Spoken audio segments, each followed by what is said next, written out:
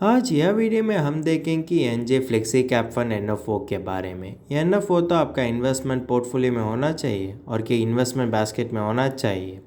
NFO तो आपको wealth बनाने के लिए मदद कर सकेंगे और कि इन्वेस्टर तो इससे बेटर फंड ऑप्ट करने की ज़रूरी पड़ती है, वो तो वेल्थ बनाने के लिए। इसके बारे में हम डिटेल एनालिसिस करते हैं। चलो वीडियो शुरू करते हैं। हेलो दोस्तों, welcome to holistic investment dot in YouTube channel. अब यह एनजे फ्लेक्सी कैप फंड तो 29 अगस्त 2023 तक खुला हुआ है। अब देखते हैं कि इसका इन्वेस्टमेंट ऑब्जेक्टिव वो तो लॉन्ग टर्म वेल्थ अप्रिसिएशन के बारे में ज़्यादा कोशिश कर दिया जाता है। ये तो इक्विटी रिलेटेड इंस्ट्रूमेंट्स में इन्वेस्ट कर दिया जाता है और यह इक्विटी रिलेटेड इंस्ट्रूमेंट्स में इंक्लूड हो सकते हैं कि लार्ज, मिड और स्मॉल कैप। इसका मिनिमम इन्वेस्टमेंट होता है कि 500 रुपीज़।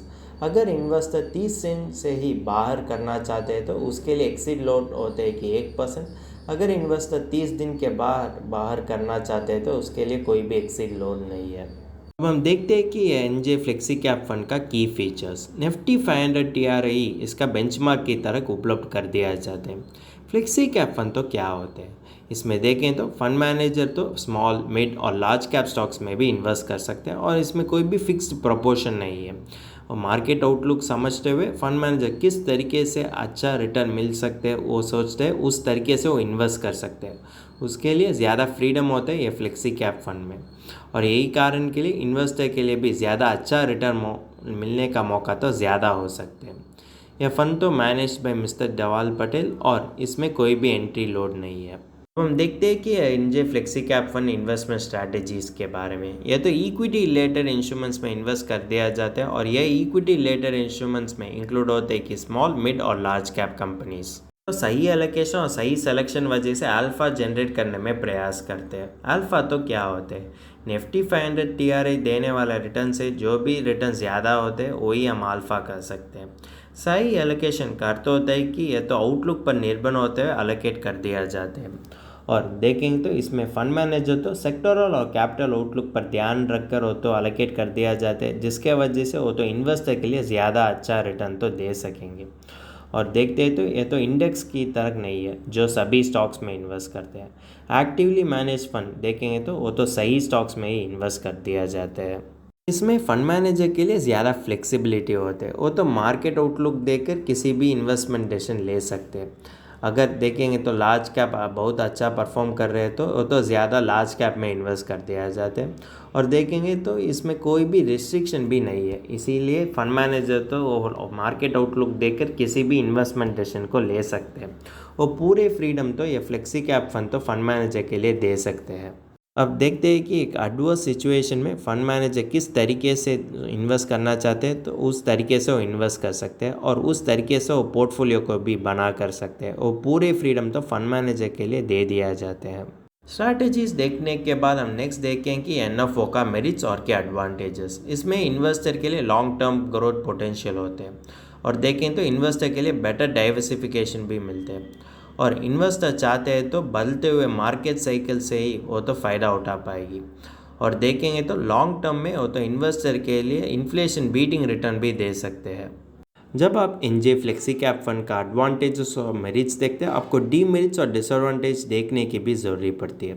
ये तो इक्विटी रिलेटेड इंस्ट्रूमेंट्स में इन्वेस्ट करने के कारण ये तो शॉर्ट टर्म इन्वेस्टर और शॉर्ट टर्म इन्वेस्टमेंट में ये तो ज़्यादा रिस्कियर हो सकते हैं।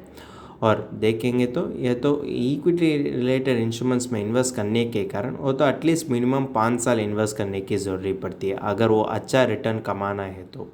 और देखेंगे तो कंजर्वेटिव इन्वेस्टर के लिए ये तो आइडियल चॉइस नहीं हो सकते। कंजर्वेटिव इन्वेस्टर के लिए लार्ज कैप फंड में इन्वेस्ट करते एक आइडियल चॉइस हो सकते हैं, क्योंकि लार्ज कैप स्टॉक्स में देखेंगे तो ये तो वेल एस्टैब्लिश कंपनी का स्टॉक्स हो सकते हैं, जिसके वजह से उसको अच्छा रिटर्न देने का मौका तो ज़्यादा हो सकेंगे।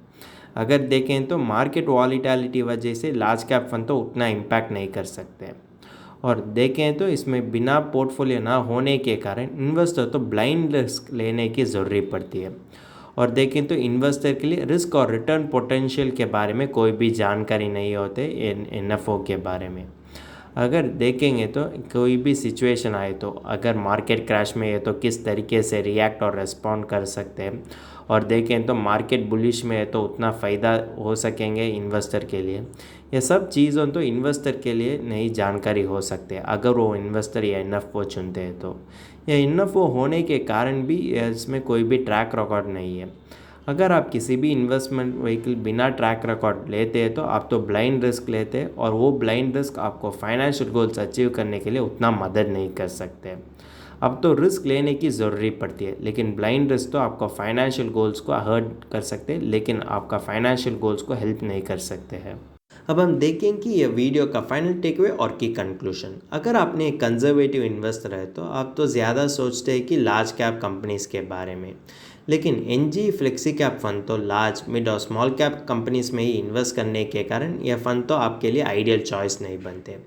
अगर आप तैयार हैं मिड और स्मॉल कैप कंपनीज में इन्वेस्ट करने के लिए, आप तो एग्जिस्टिंग फ्लेक्सी कैप फंड में ही इन्वेस्ट कर सकते हैं जिसके पास अच्छा ट्रैक रिकॉर्ड है और जो ने कंसिस्टेंट परफॉर्मेंस इन द पास दे चुका है, वही आपका फाइनेंशियल गोल्स अचीव करने में मदद कर सकेंगे।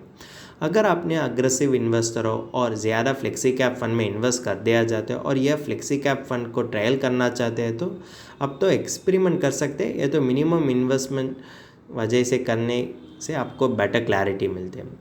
लेकिन भी अगर आपको संदेह है कि आप किस तरीके का इन्वेस्टमेंट प्लान चुनना चाहिए और कि यह एनएफओ आपका इन्वेस्टमेंट पोर्टफोलियो बास्केट में होना चाहिए और कि नहीं होना चाहिए, यह सब संदेह तो फाइनेंशियल प्लानर आपको क्लैरिटी दे सकते हैं। वो क्लैरिटी वजह से आप तो सही इन्वेस्टमेंट डिसीजन ले सकते हैं, और सही इन्वेस्टमेंट डिसीजन वजह से आप तो फाइनेंशियल गोल्स अचीव कर सकेंगे। अगर तुमको इस टॉपिक में और कोई अदर फाइनेंस और इन्वेस्टमेंट रिलेटेड टॉपिक में संदेह है तो हमारा फाइनेंशियल एक्सपर्ट के साथ अपॉइंटमेंट बुक कर सकता है। अपॉइंटमेंट का लिंक डिस्क्रिप्शन में दिया गया है। और फिर इन्वेस्टमेंट के बारे में और फाइनेंस के बारे में तुमको ज़्यादा बताना चाहिए तो हमारा लाइव वेबिनार अटेंड कर दीजिए। वेबिनार का लिंक भी डिस्क्रिप्शन में दिया गया है। वेबिनार एब्सोल्युटली फ्री है। इस वीडियो तुमको पसंद है तो लाइक कर दीजिए, फ्रेंड्स के साथ शेयर कर दीजिए और ज़रूर सब्सक्राइब कर दीजिए। धन्यवाद।